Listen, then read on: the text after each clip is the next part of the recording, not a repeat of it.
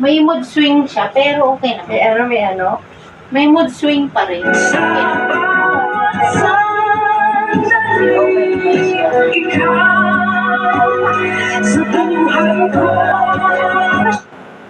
Oo, masarap talaga yung marirelax ka. Oo, tsaka sarap. Sarap na. May uwi na ako pag inantok ka na para makatulog. Nakakalimutan ka na umuwi. Kung pwede nga lang lola eh. Ha? Hindi na dito ka na mo.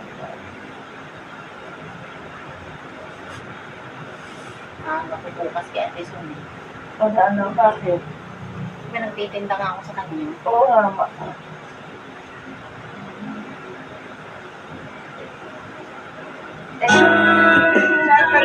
Wala ko siyang kasalanan. Hindi siya kasama sa mga snatcher. Binto lang sa kanya yung bag. Kaya miss, hindi niya alam na ikaw may-ari ng bag. Yung tatlong lalaki na takbuhan, yun ang mga snatcher. Kamusta na? Umalis sila, Tita Ganda, kasama sa Ate Carol. Hanapin daw nila si Boyet. Isan daw hanapin nila Tita Isis na Kuya Boyet. Isan nga ba siya? Naglolo ko yung TV. Ganyan ba talaga? Sa ano yan? Sa internet yan. Kasi ganyan.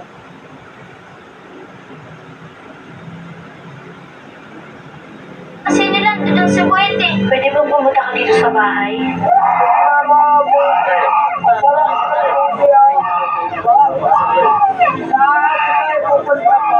Wow, Dad! Ang dami na to ah! Tulong na yan para dun sa paghanap kay Kuya Boyet. Asan yung bag? Binigay ko sa'yo. Sinali ko po ani ko.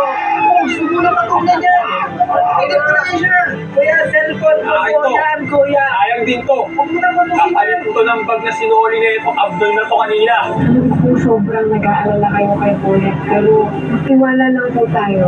Magdasal lang po tayo, tita. Mahanapin po natin sila Boyet. Buti pa si Kuya Boyet, kahit asawa niyo si Aubrey, magkalapit pa rin sila nag-aaral.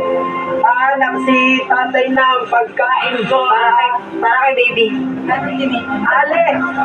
Ale para sa amin po, Ale!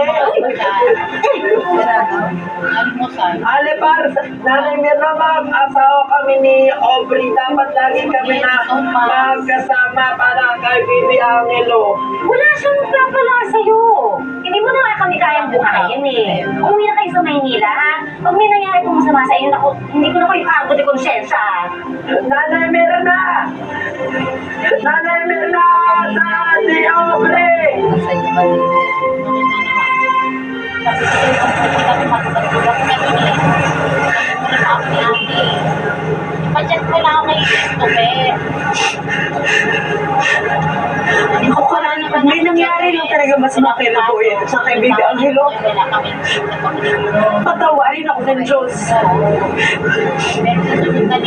Pero ako mismo na sa Aubrey na yan at may kalalagyan ng babae yan. Tita, huwag po tayong magpadala kagad sa emosyon natin.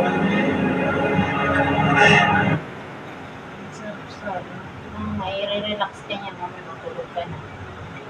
Kumain ka na ba ang tanong? Kumain na ba ako? Pero ano? Yun ang problema ko.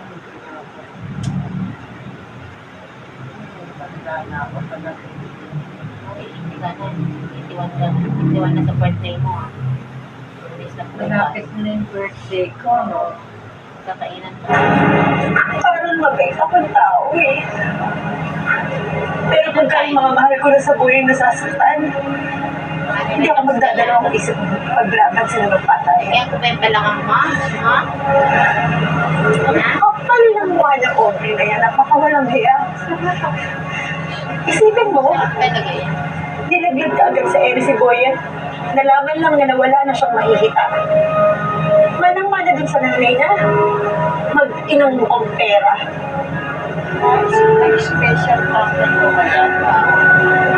Gusto mo Pwede sabihin nang si sa araw, nabigay na lang dalawa ni Boyet. Ha? Hindi na? Hindi ka nang dito mo?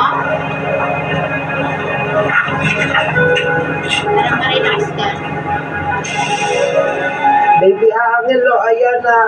Ubos mo na yung gatas mo na. Katulog ka na, Baby Angelo. Very good. tulog ka muna. Ayan.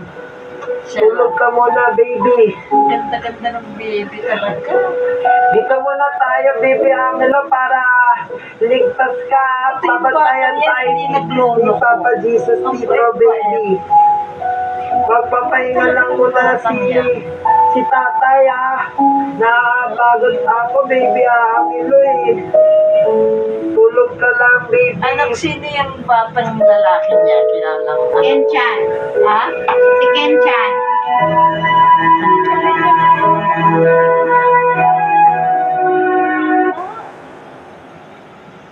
May workshop yun, Lola, bago isalang. May ano? Workshop. Ganun ba tayo ngayon? Eh, hindi naman. Oo, kahit nung araw meron.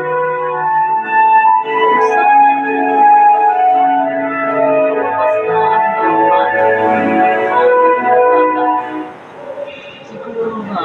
Napakamahal ng film niyan, kaya kung hindi walang workshop yan, paano pag nagkamali, magasto. Ano yung job? At di pa po kayo natutulog. Paano naman ako makakatulog? Alam kong